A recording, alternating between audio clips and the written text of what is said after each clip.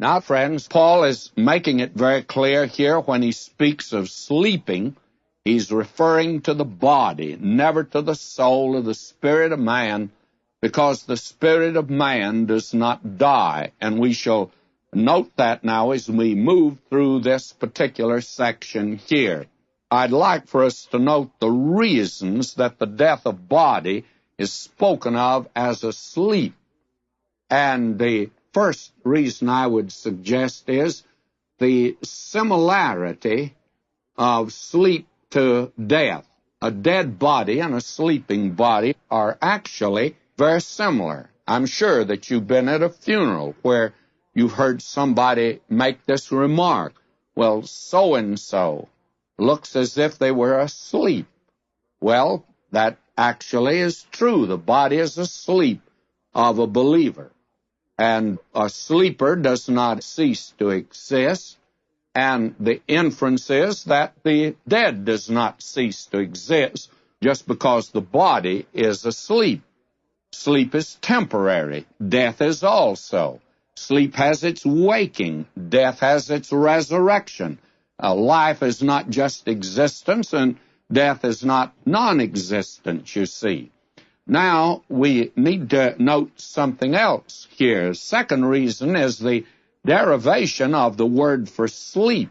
The Greek word goes back to a root word, kami, and kami means to lie down. So again, may I say, that word could never refer to the spirit, because what position does the spirit get in if it lies down?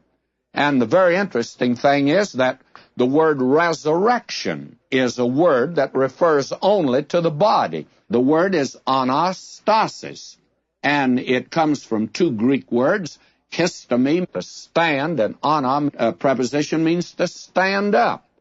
Now, it's only the body that can stand up in resurrection. This idea that the Bible means a spiritual resurrection, there's no such thing as that. The spirit does not die, or the soul, and the soul and the spirit, they are not raised because they don't die. And we are going to see that only the body can lie down in death, and only the body can stand up in resurrection. That is quite obvious. Paul could say that absent from the body was present with the Lord. And again, we have used in Scripture this idea of the Spirit returns to God who gave it. Even the Old Testament taught that. In Ecclesiastes 12:7, it says, "Then shall the dust return to the earth as it was." That's our body, it's dust. God says to man, "Dust thou art, to dust shalt thou return." What's he talking about? The soul or the spirit? No. It's the body that was taken from the dust, and then God breathed into him the breath of life of the Spirit, you see. Then shall the dust return to the earth as it was, and the Spirit shall return to God who gave it. Now, that's Ecclesiastes 12:7.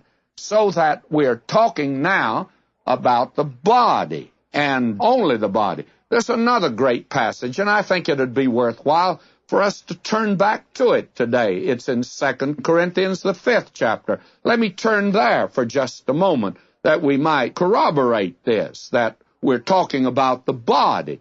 Now, Paul says here, and I'm turning to 2 Corinthians 5, verse 1, "For we know that if our earthly house of this tabernacle were dissolved, we have a building of God, a house not made with hands, eternal in the heavens."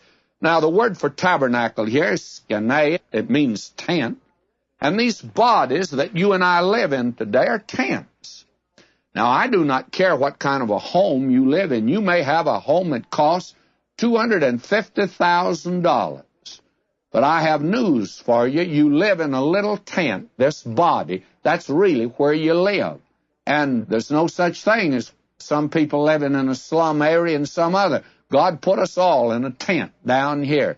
And I'm told that if you take this body of ours, break it down into the different chemicals that is there, that you could sell us today even with inflated prices, for something under $4. Now, your house may have cost you $250,000, but my friend, you're living in a little $4 house, sort of a 2x4 thing called a tent. And it can blow down any minute. And if you don't believe it, you step out in the street and step in front of a car. And I'll say this, you're just about to fold your tent and silently slip away. That's what's going to happen to you. These are very frail bodies that we live in down here. Now Paul says this in verse 2. He says, for in this we groan, earnestly desired to be clothed upon with our house, which is from heaven. Now, Paul says we groan within these bodies. And again in verse 4, for we that are in this tabernacle do groan, being burdened. We groan within these tents. Now, have you discovered that, my friend? I told an old man that I met him at a bus corner. Well, this is quite a few years ago. Gray hair, tottering step. He must have been mighty close to 80. He was swearing like a sailor. And I told him, I said, brother, I said, you won't be here very long. You're going to have to answer to God. He says, how do you know I won't be here very long? I says, well, hasn't God already told you won't be here long? He's put gray in your hair, totter in your step, a stoop in your shoulder, and I have a notion that you have short breath, too, by the way. And all he's trying to tell you is you're just not going to be around much longer. You're living in this little tent down here, and you're going to be slipping away.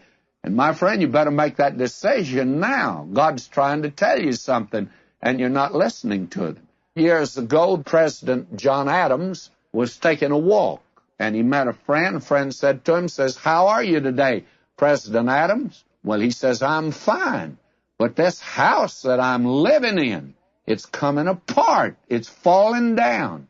Well, that's the kind of a house that we live in. We groan, Paul says, for we that are in this tabernacle do groan. I know that when I moved in the place where I am now, I just had become pastor in downtown Los Angeles, and I really was a young man then.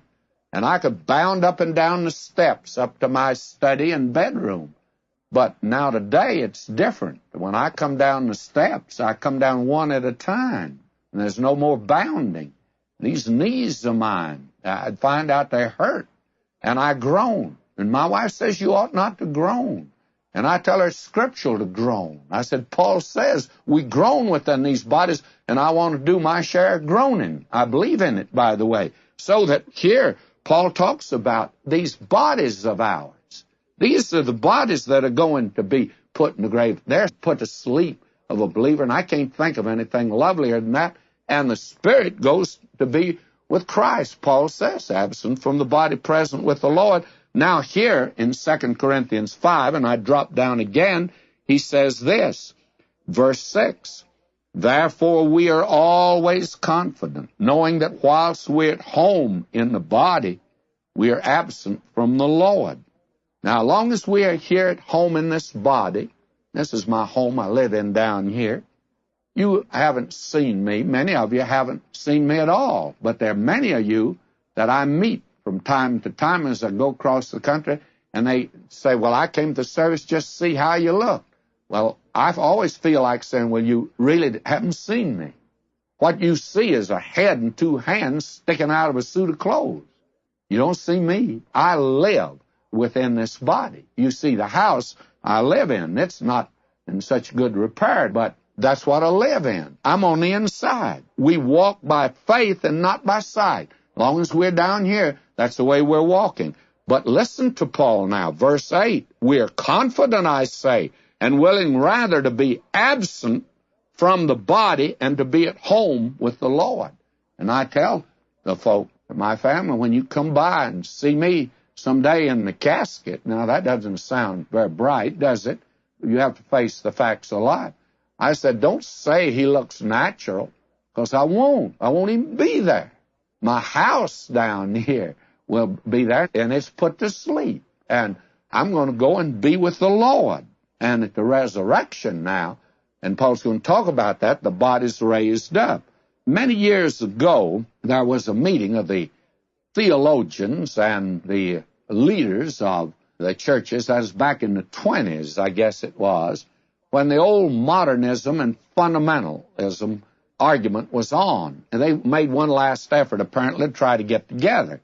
And so one of the liberals there, a Greek scholar, read a paper on the spiritual body. And he took the passage in 1 Corinthians 15, it's sown a natural body, it's raised a spiritual body, and he put the great emphasis on the spiritual.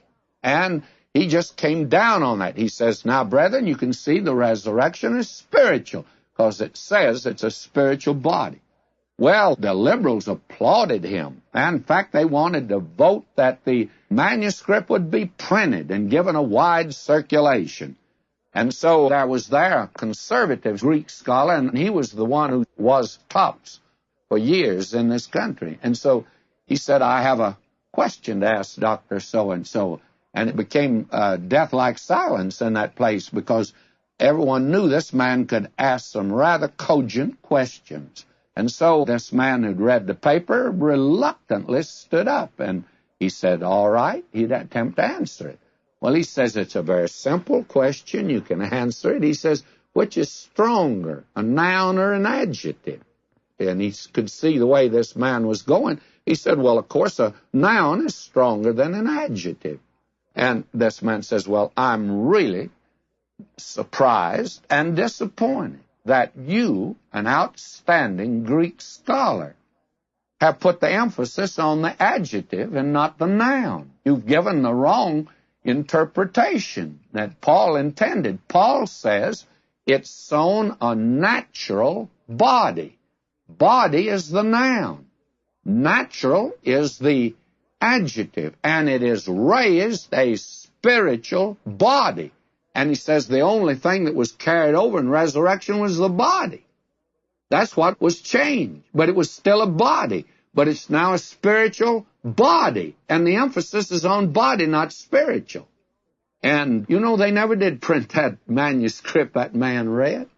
It was ridiculous when you really begin to look at it, because it's the body that is raised up. And it's the bodies that sleep in the dust of the earth. And Daniel used that expression, Daniel 12:2, that sleep in the dust of the earth. And Daniel knew about Ecclesiastes that Solomon wrote, and Solomon had said, the body will return to the dust. Dust will go back to dust, the body, but the spirit goes to God that sent it. Now, the early Christians, they had adopted a very wonderful word. They used the word koimaterion. That was the word they used for cemetery. And we get our word cemetery from that word. And you know what it was? It was a rest house for strangers. We call them inns. In that day, the inn was at Bethlehem. Every place had an inn, a rest house for strangers. You could spend the night there. And the early Christians called the cemetery. That was just a rest house. And a motel is where you sleep. And today we call them motels. We call them the Hilton Hotel or the Ramada Inn, the Holiday Inn, or the Howard Johnson Inn or the Royal Inn. These are places where you go and spend the night. And you get up the next day and you're going to leave. And the very wonderful thing is that that is the picture of a place where you bury your loved one. You don't weep when you have a friend goes up and spends a weekend in a Hilton hotel, do you? You rejoice with them. Well, the believer, the body's been put in a motel just for the duration. And one day he's coming, and that